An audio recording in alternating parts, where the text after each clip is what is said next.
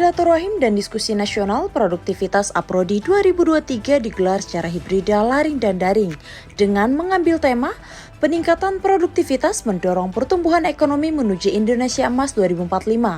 Acara dibuka dengan sambutan Dirjen Bina Lavatas Kemenaker RI Budi Hartawan SEMA, Ketua Umum Aprodi Insinyur Sanggam Purba MM, Sekjen Asian Productivity Organization Dr. Indra Pradana Singawinata, dan Dewan Pembina Aprodi Profesor Dr. Insinyur Bumer Pasaribu. Ketua Umum Asosiasi Produktivitas Indonesia Insinyur Sanggam Purba MM menyatakan pihaknya siap bersinergi dalam mendorong gerakan produktivitas nasional dengan menjadikan produktivitas sebagai strategi peningkatan pertumbuhan ekonomi dan daya saing nasional. Ia menjelaskan peran Aprodi harus mampu merumuskan dan mengimplementasikan peningkatan produktivitas secara konstektual pada pentalik, baik di lingkungan pemerintah, dunia usaha atau industri, kalangan pendidikan, serta perguruan tinggi masyarakat dan kalangan media informasi.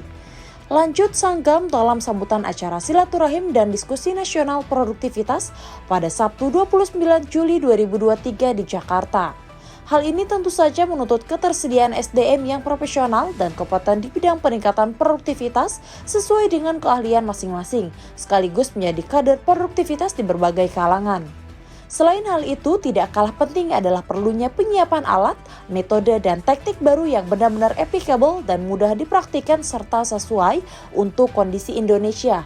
Dalam upaya tersebut, Sanggam menyatakan Aprodi telah memiliki lembaga produktivitas nasional yang telah diperkuat dengan Perpres nomor 1 tahun 2023. Strategi yang diambil oleh Aprodi itu tentu saja itu masuk di dalam cakupan KPI Aprodi, yaitu meningkatkan kompetensi dan bahkan sertifikasi kompetensi SDM di bidang produktivitas. Kenapa? Karena kita melakukan pelatihan, itu harus dipastikan bahwa mereka yang dilatih itu juga harus punya kompetensi. Cara memastikannya adalah mereka harus lulus bersertifikasi, yaitu disebut namanya bersertifikat kompeten.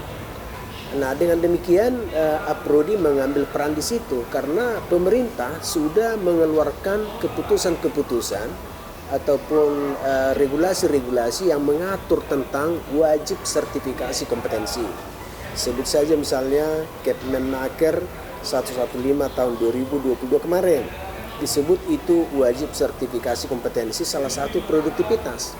Nah, disinilah Aprodi juga berperan untuk melakukan itu, memperbanyak insan Indonesia atau masyarakat, baik di dunia industri maupun di kalangan akademisi maupun pemerintah sendiri dan masyarakat untuk memiliki sertifikat kompetensi, sehingga mereka disebut kompeten melakukan implementasi peningkatan produktivitas.